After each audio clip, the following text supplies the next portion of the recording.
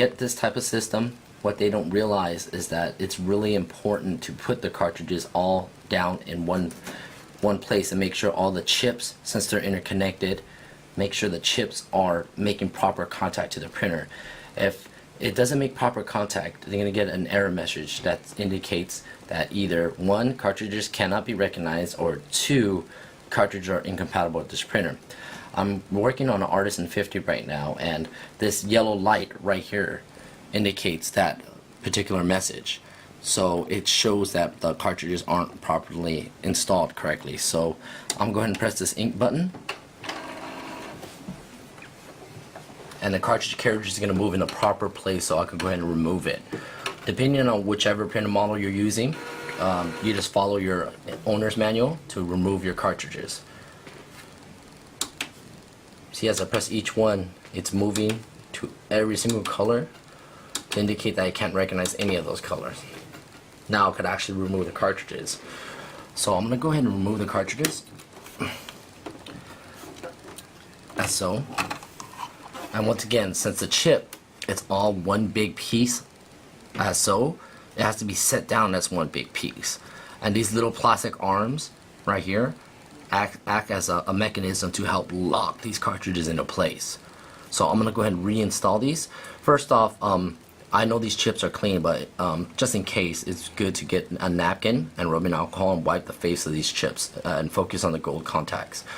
And then go ahead and just air dry it too. So we just ensure that the chips are clean. But I know for a fact that these chips are clean. So I'm going to go ahead and put these cartridges back in. And see, if you notice, I'm using my right hand and I'm pressing down on the cartridges. It seems like it's seating down in a place, but it's not making that click sound. These little plastic arms are supposed to make a click sound. So I'm going to use my right hand and press down on top of the cartridges, just focusing on this section right here. And I'm going to use my free hand, and I'm actually going to help these little latches lock into place by pushing away from me. So I'm going to go ahead and press this. See, you hear that? That was a click, and you got to do that for each one.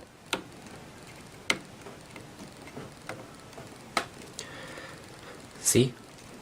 These clicked into place, and now I'm just going to do one more last push and one more last touch on these plastic arms. Be careful when you touch on these plastic arms, you could easily snap these off. So now that these are all locked into place, I'm going to go ahead and press the ink drop button so the printer can start charging up the printer. I mean, the cartridges can be recognized and the printer can start charging up the printers.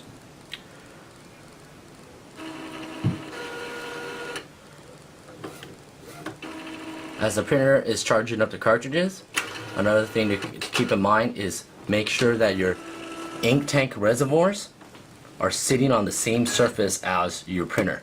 Never ever elevate these cartridges, these reservoirs higher, or else gravity will pull on the ink and it'll just leak into your printer.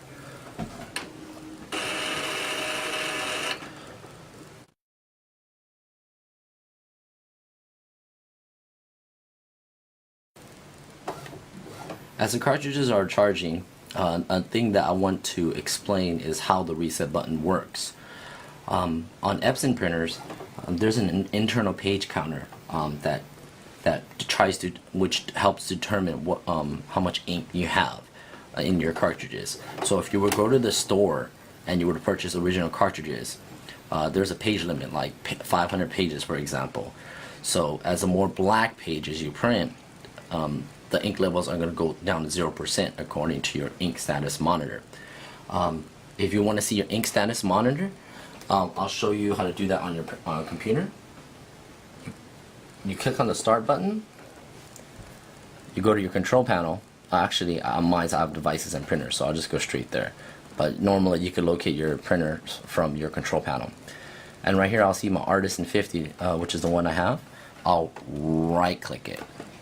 If I right click it, I'll go to printing preferences, and you see my ink levels are all at 100%. But if you went to the store and bought original cartridges, if you print 500 pages and this is based on a 500 page limit, the ink levels go down to 0%. When it goes down to 0% and you're using a continuous ink system with a reset button, you're going to get an error message that says cartridges cannot be recognized. When you encounter that, it means you just have to go through the reset procedure, which is basically what you have to do is press the ink button,